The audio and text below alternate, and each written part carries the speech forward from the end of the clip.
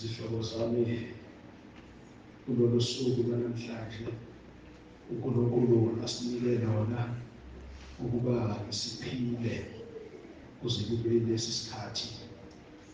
Ngiyabonga uNkulunkulu ngothando lwakhe nangamandla akhe asipha wona imihla ngemihla sikwazi ukuvuka emakhaya size kule ndawo sizolalela izwi laNkulunkulu. Ngiyabonga zihlobo zomphela uNkosi uJesu. Ngithi uJesu Kristu inkosi. Ngicela ukubingelela abefundisi bethu, ngibingelele omama befundisi, ngibingelele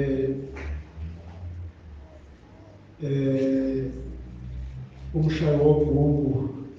Ngiyazi ukuthi kuyekugcine ngaye isizathu ngingasazi, yikho nje ngathi ngiyamfaka yena ngasekuqaleni ngoba naye ubalulekile njengathi sonke.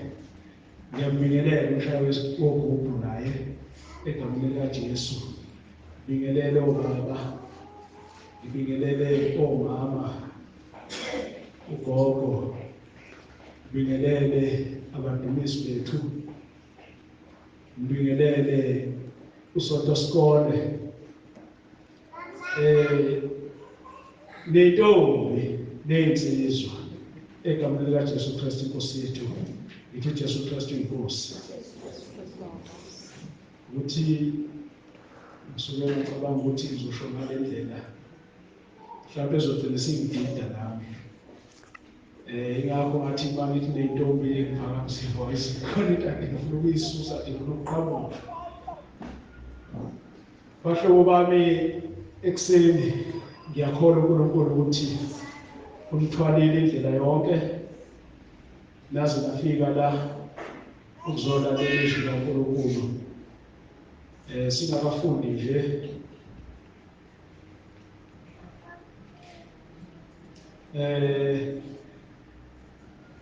ngizodlulisa nje ukuxoxisela ubaba umpostoli nomama abaningi-ke sibayalwazi udaba ukuthi inkosi uJesu yathi ngilandeleni niyathole. lembongolo ngoba wayefuna ukugibela kulona ukuze ahambe abheke eJerusalema.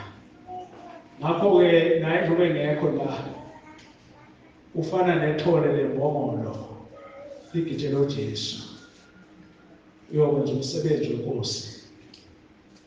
Ngiyafisa nje ukuthi sijwayele ukuthi asizukuba naye la isikhathi eside noma akazukuba mningi lapha phambi kwethu ngoba umsebenzi mkhulu kakhulu osukhandelile okufanele ukuthi kuphela unyaka mhlawumbe abese ihambe zonke lezi ndawo ukuze naloyo oleyo ndawo akwazi ukufika la asizakale ukuthi hayi ubaba nami uyafika la. Lokho kakhulu wazalwane, ngakho ngiyamxosela nje, ngiyacela ukuthi sibakhulekele kakhulu sibalusele uNkulunkulu ukuthi ababiyele imihla nemihla, kakhulukazi nje njengoba behamba emgwaqweni bazalwane, ziningi izinto ezingenzeka. Baningi abantu abashayelayo, abanye baney'ncwadi kodwa bangakwazi ukushayela. Akulona-ke icala labo ukuthi abakakwazi ngoba baphasiswe sekuthiwa bayakwazi ukushayela, kodwa emgwaqweni masukubuka akusafani nase-driving school, umehluko usemkhulu kakhulu. Ngakho-ke ngiyacela nje sibakhulekele ngazo zonke iy'khathi, okusho ukuthi nje uma ukhuleka noma kuningi ungabakhohlwa. Nathi-ke sikhulekelaneni bazalwane, kubalulekile lokho ukuthi umuntu ngamunye ngamunye akhulekele omunye.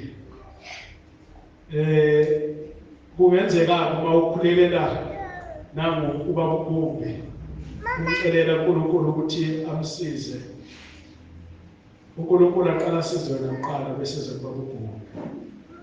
Kanti uma uzazi kuphela wena mhlawumbe kuzothatha isikhathi kujikeleze ukuthi ubone sengathi uNkulunkulu akakuzwanga akuzwile.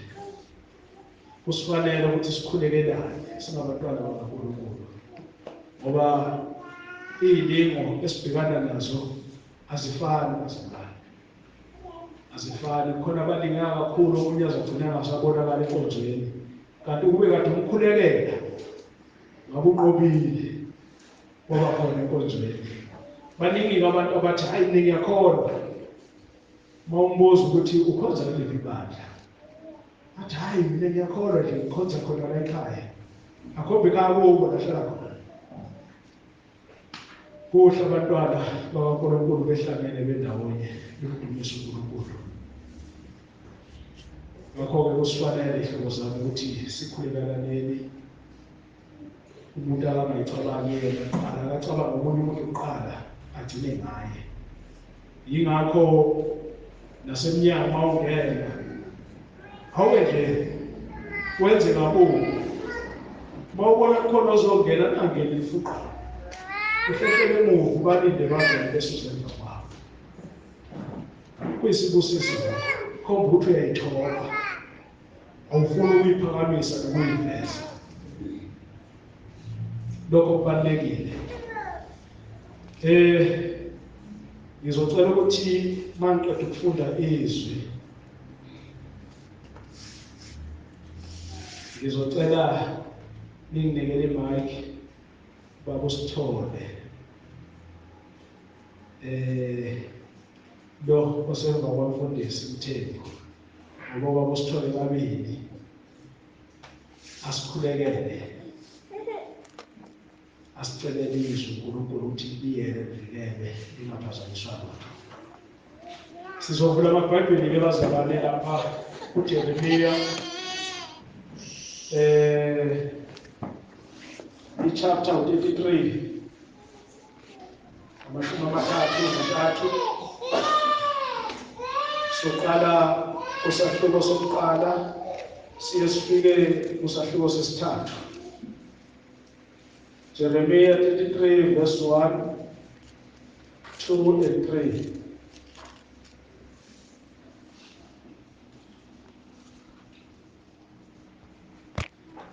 ngiyakholwa sezolungile sonke. Soqala sifunde. Ngizocela nje ukufunda naso isihloko bazalwane esithi izethembiso zokubuyiswa kukaJuda noIsrayeli.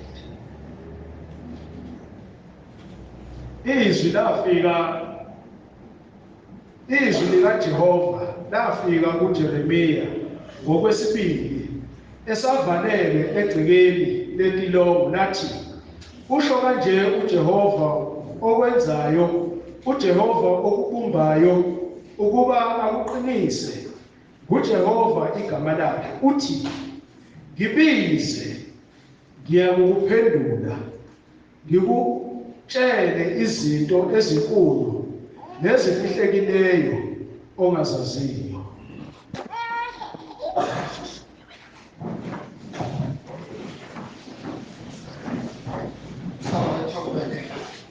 Baba Nkosi Jesu Kristu, nanti izwi lakho nkulunkulu othongweni othenge likhali kunenkemba esikaningazwayo.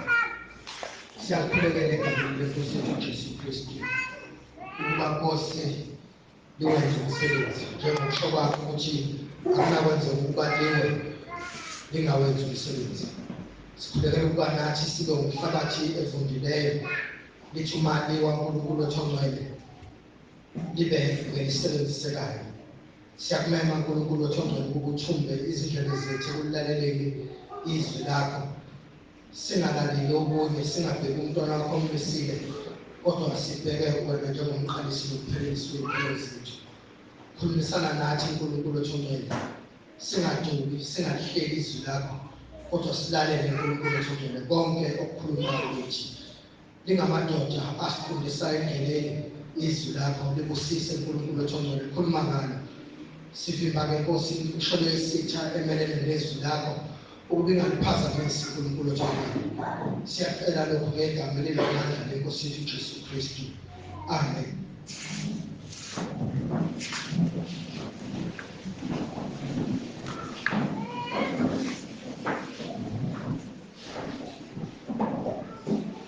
Bazalwane, izwi lethu esithola lapha kuJeremiya 33 siqale verse 1. Izwi likaJehova lafika kuJeremiya ngokwesibili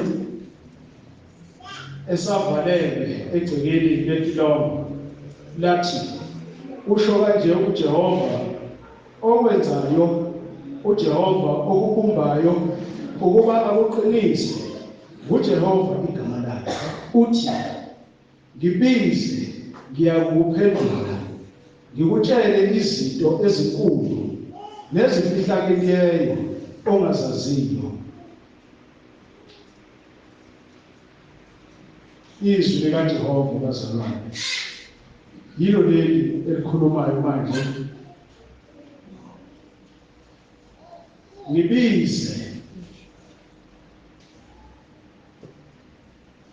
Ngibize, ngiyakuphendula.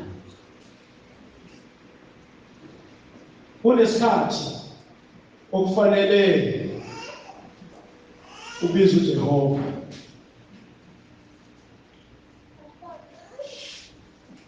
Ezinkingeni ohlangabezana nazo, uJehova oyimpendulo. Kodwa uma ungambizi akayo impendulo. Udinga umbizi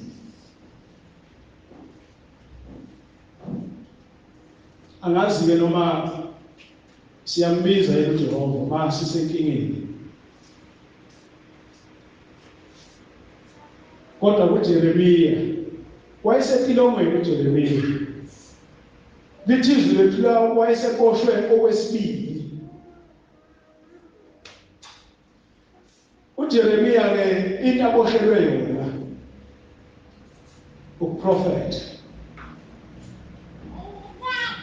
Yona into ababemisana nayo ayeyenza uNkulunkulu ayinike yona ukuthi ayenze. Wayeprofetha. Waboshwa. Kusho ukuthi icatshane nani nokukhulunywa uNkulunkulu la. Manje uNkulunkulu uyafika-ke kuJeremiya esetilongweni. Uthi ngibize, ngizakukuphendula.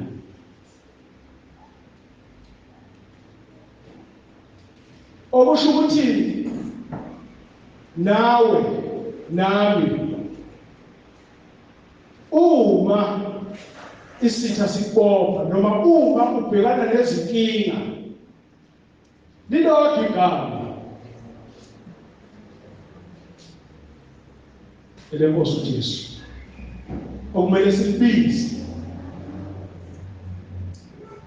ngoba uma yena esevulile akekho ophinda avale, kanti futhi uma esevalile akekho ophinda avule. Ngakho kusifanele ukuthi uma sibhekane nenkinga,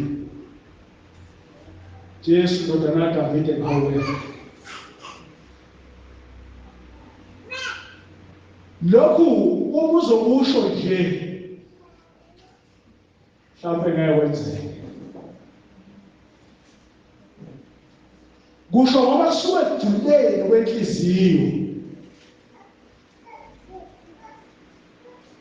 Uthi ngizakuphendula.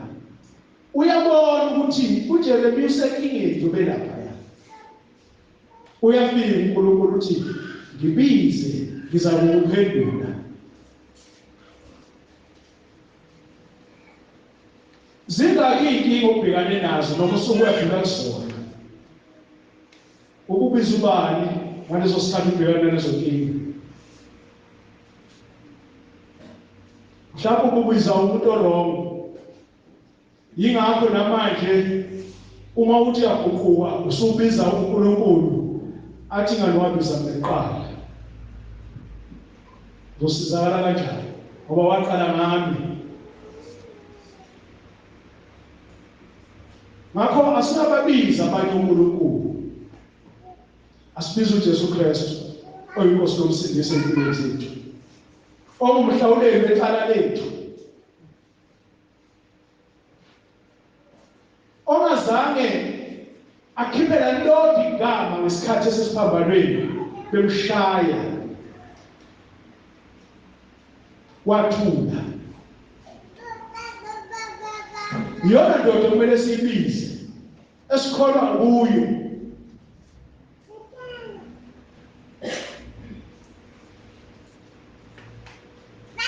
Uthi uma usukubizile wakuphendula, uthi ngikutshela izinto ezinkulu. Kusho ukuthi zikhona izinto esingakayitholi ekufanele siyithole. Ulinde thina uJesu Kristu ukuthi senzele simbize. Ulinde thina uma singakambizi asitholi lutho. Singaguqa la kusuke ekuseni uzoshonilana. Uma into iguqele la ingasuke ekujuleni kwenhliziyo, ngoba yena uyayihlola inhliziyo ukuthi lento ekhulumayo isukaphi. Noma silingisa labantu abahamba la emgwaqweni abasuke sebethe ukuthinta lezi zinto ezithi ezibaphazamisa umqondo. Ikakhulu nje noma yini kube ngathi angazi ukuthi lento ayisho ukuthi. Omunye azathi hayi mina angazi ukuthi bengithini. Singabalingisi labo bantu. Asikhulume thina into esuke kujuleni. Sikhulume nenkosi uJesu. Nkosi Jesu anginakho ukuthi Nkosi Jesu ngilimele la. Uyawapholisa namanxeba. Ngakho kusifanele sikubize. Zinkulu izinto asithembisa zona. Ezinye uma siqhubeka lapha uthi nezifihlakeliyeyo ongazaziyo. Okusho ukuthi uma simbiza ngokukholwa nangokwethemba uJesu Kristu kunezinto ezifihlakele esingazazi afuna ukusitshela zona. Mhlawumbe nje izinto zethu ayiphumeleli ngoba siyaleka ekumbizeni. Yingakho singaphumeleli entweni eyiningi esiyifunayo.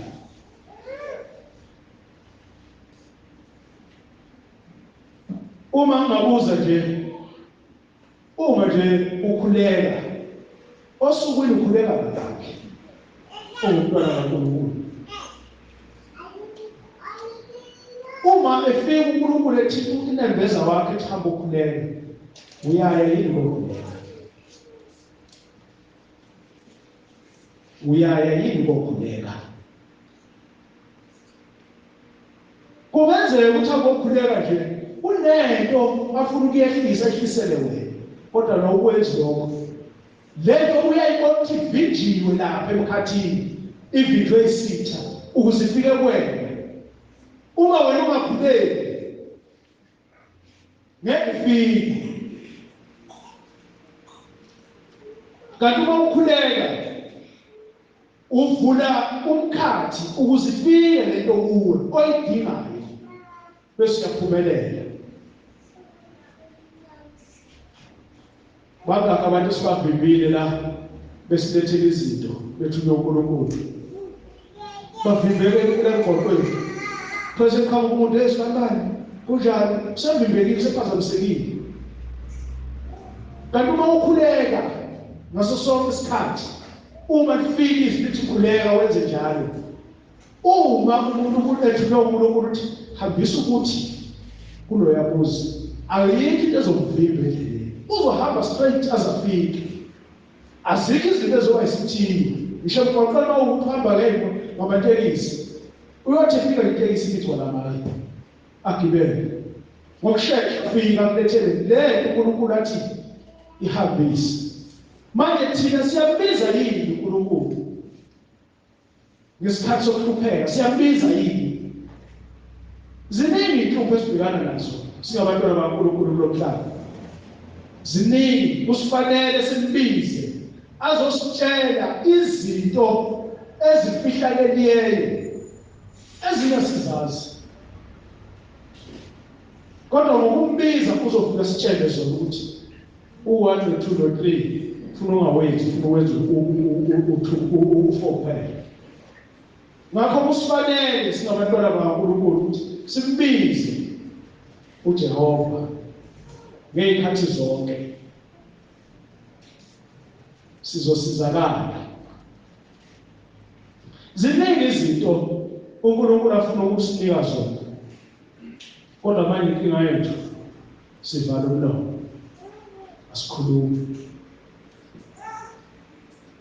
Sizoyithola kanjani iy'mpendulo zey'nkinga esibhekane nazo? Masithule. Sifuna ukukhuleka siphuma la. Ngoba nje abakhulekile besuka ekhaya eza la enkonzweni. Sikuthatha kancane lokho. Sivele sithi ngivele sinekonzweni sokukhuleka. Kanti ukuthatha inyawo uphume ekhaya. Khuleka Nkosi hamba nami sengikonzweni. Ngiyacela ukubuyela. Wenzani? Ususa le moya emibi ehamba igaxela endleleni awuhamba ukubona kaNkulunkulu. Ngoba ikhona imoya egaxelayo. Kodwa uma ukhuleka uphuma la ekhaya vele usubuyele umlilo ubheke ekonzweni. Uzovidwe lutho. Ngisho ngaqhamuka umuntu acabanga ukubingelela. Uma uphuma nje ukhulekile ekhaya, manje uzokubingelela endlela ukubabhezela. Uzovela athathe inyawo abhekele bangazi na uya. Kanti umkhuleko wakho ukhuleke ekuseni uphume ekhaya uze enkonzweni. Bazwa nje umpostoli elilanga. Umntwana kaNkulunkulu ukhuleka ngaso sonke isikhathi. Kuyo yonke into ayenzayo uyayikhuleka. Abanye bafika nje ukukhulekela ukudla. azothatha kufaka entweni lothu. Omunye afike ukukhulekela ukudla kuthenga esitolo. Ngoba isikhathi ukuthatha uthi lo mkhuleko nawo wenza njani? Lokushaya umkhuleko omncane ufake emanthini.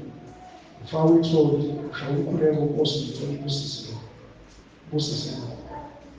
Ungazi ulinda ukuthi uzobonwa umuntu ukuthi uhlengana. Cha.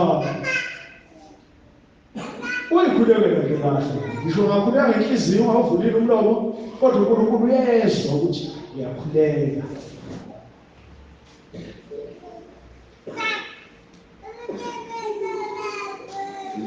Ngibize, ngiyakuphendula. uNkulunkulu uyaphendulana bazalwane.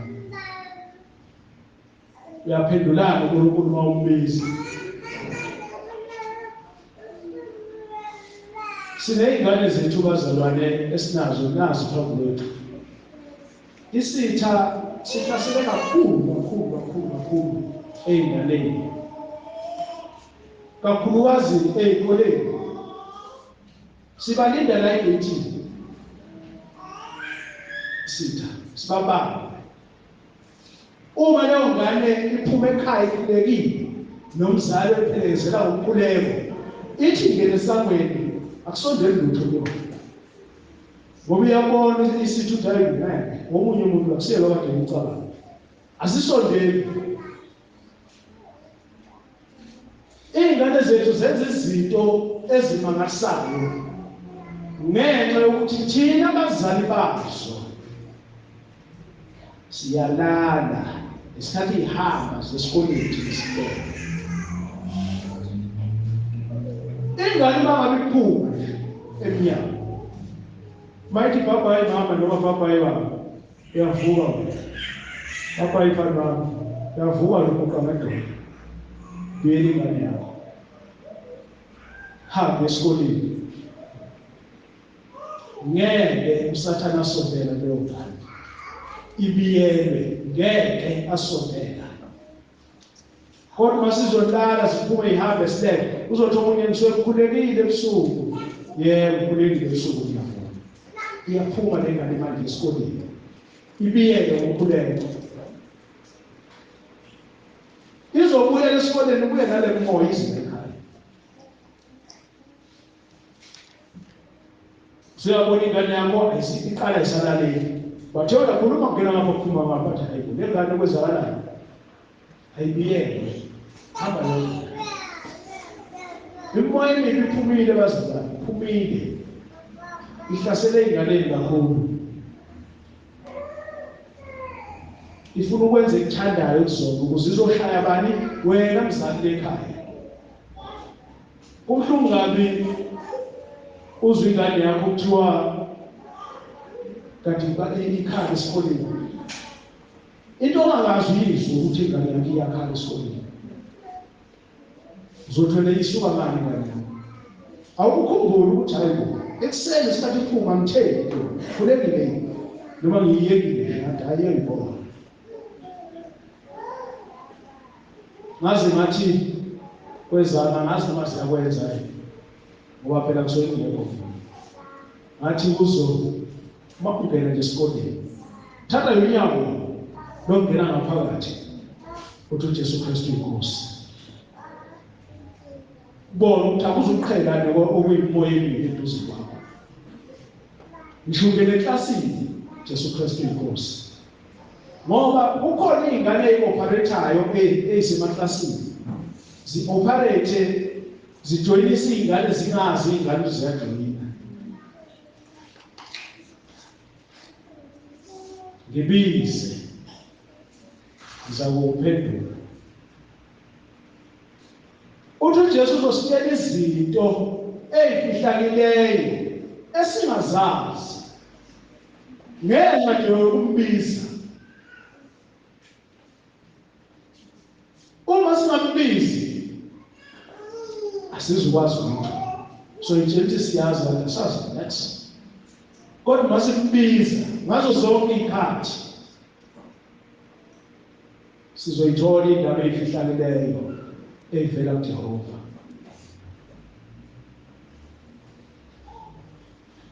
Ezinye zezinto bazalwane uNkulunkulu asithembisa zona zilapha ya kuJeremiya 24 verse 6 to 7.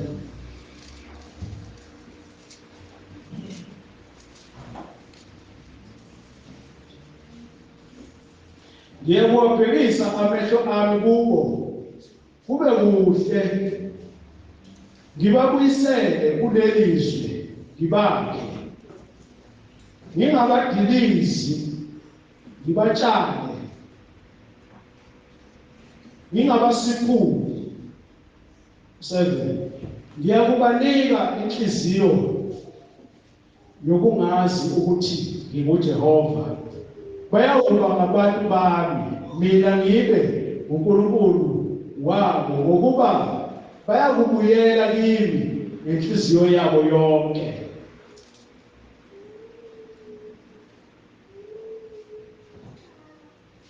uNkulunkulu ke loyo okhuluma nawo ngaso. Khuluma nale ndoda le umprofeti Jeremiya.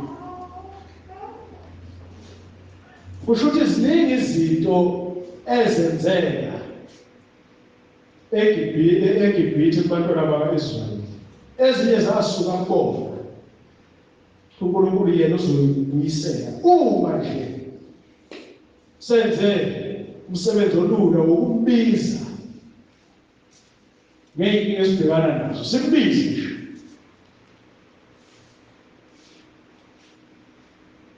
uHezekiya chapter 11 verse 19. Ngiyakubanika inhliziyo ibenye ngibeke umoya omusha phakathi kwabo ngikhiphe inhliziyo yetshe enyameni yabo ngibanike inhliziyo yenyama.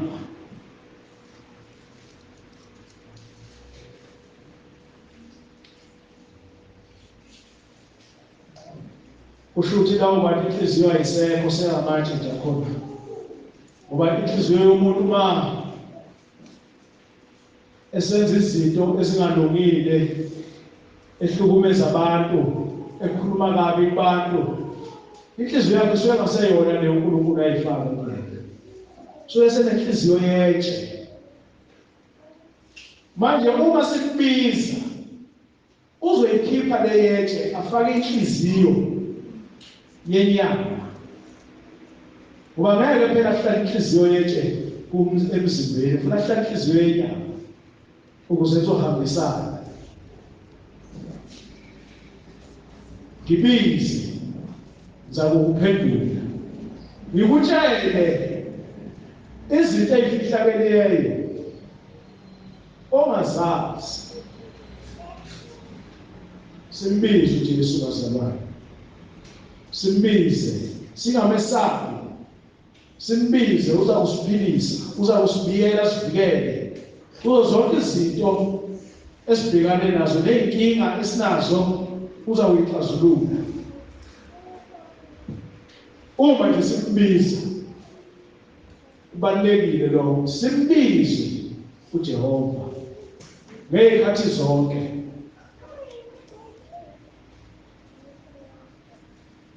Mhlawumbe ulahlekelwa nayimali ubiza ubani uma kuvele izinto ezifana lezo. Mhlawumbe nasekhaya ngibeni ngezizwana ubiza ubani. Biza uJehova. Mbize uzakuphendula. Uyasithembisa abazalwane ukuthi uzosiphendula uma simbiza. Yilelo themba esinalo okufuna sikusebenzise ukuthi uzosiphendula.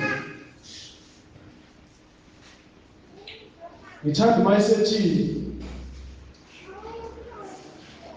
ngikutshela izinto ezinkulu nezifihlekileyo ongazazi. Ngiyathanda uma ikhuluma kanjalo ngoba kusho ukuthi kuningi esiyitshela siyakwazi ukuthi asikwazi. Ngakho kusifanele ukuthi sikubize. Singasabi ukumbiza Masiguqa sikhuleka simbize uJesu. Simbize uyimpendulo yeyinkinga esinazo. Ngoba indlela zethu zonke uthazaziyo yena. Konke ofuna ukwenza mbize ubikele yena. Mtshele ukuthi Nkosi sengifuna ukwenza ukuthi msize uphumelele khona. Wethembekile-ke bazalwane, ngeke angakwenzi lokho. Ngeke ahlule ukwenza into umntwana wakhe ambizela yona. Ngoba usinika nazi isithembiso asinika sona. Akathembisi uJehova angabe safeza. Cha. Akwazi ukuthembisa. Inkinga iba kuwe ukuthi uyangabaza ngenhliziyo. Ukuthi lento le izokwenzeka. Uma ngabe futhi masiyenzeka ukuthi hawu kanti yenzeka. Okusho ukuthi ukungabaza. Singamgabazi. Isethembiso sinika sona ngeke saguquka. Siyohlala sibile ngesidlalo.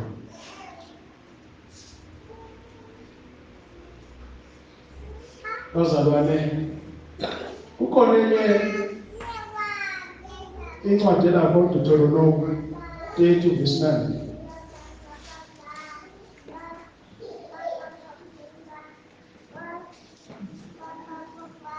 Uthi uJehova uNkulunkulu wakho uyakukwandisa emisebenzini yonke yesandla sakho.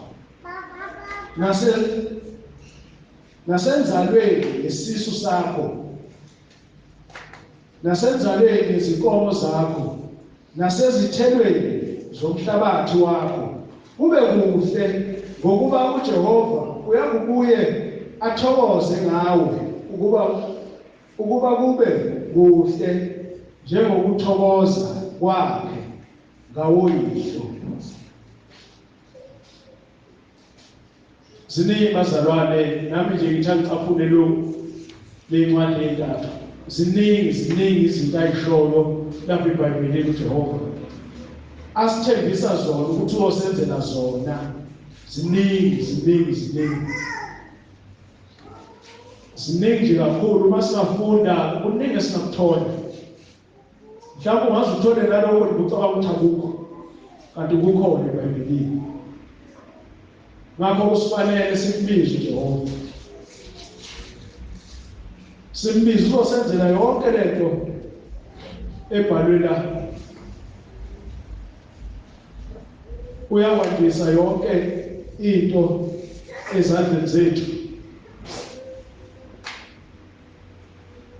Andise nenzalo yesisu sakho. Nenzalo yenkomo zakho. Nethelo.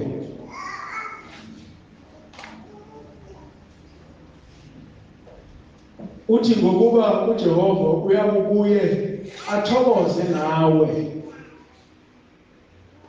Futhi uJehova uyasithanda bazalwane. Lezi zinto azosinika zona lezi.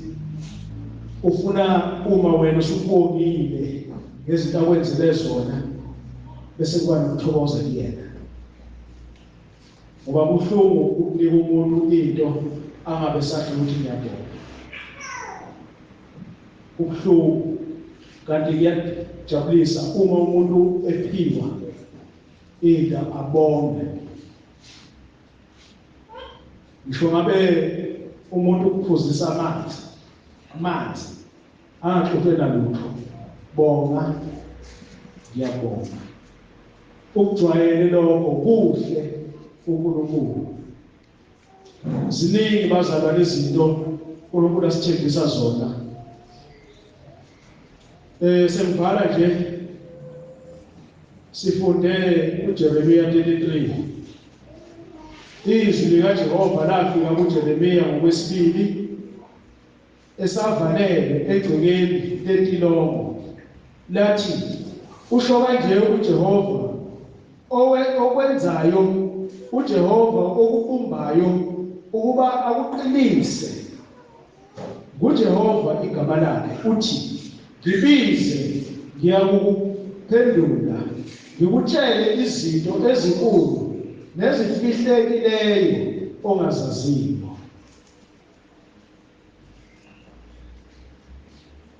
Yilona izwi lethu lanamhlanje nje bazalwane, ukukhumbuza nje ukuthi uJehova uthini kithi. Ngoba ukhuluma kanjena nje uJeremiya, nakuwe akukashithi, usakhuluma wona lamazwi lawo. Usakhuluma lamazwi lawo. Mbize ngizakuphendula, ngikutshele izindaba ezinkulu ezifihlakeleyo ongazaziyo.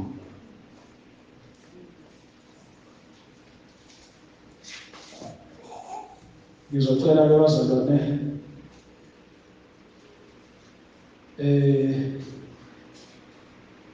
ngiyafisa kakhulu yazi masingathola ingoma emnandi sithi ucula yona bese siguqa sithandaza enkosini.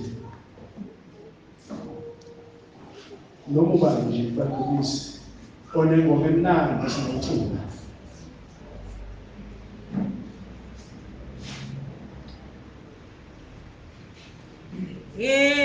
Jesus iwe